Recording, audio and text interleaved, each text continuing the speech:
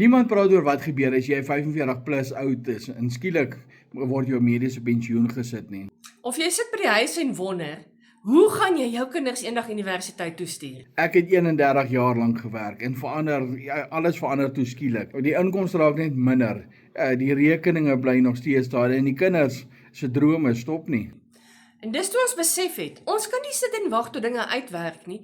Ons moet iets begin bou van ons huis af. Nie iets ingewikkelds nie, net 'n manier om weer beheer te kan kry.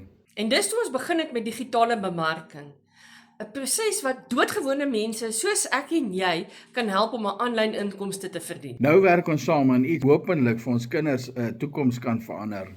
As jy ook voel jy moet van voor af begin, Of soek jy 'n manier om ekstra inkomste van die huis af te bou? sit vir ons info daar in die komment en ons wys jou wat ons doen.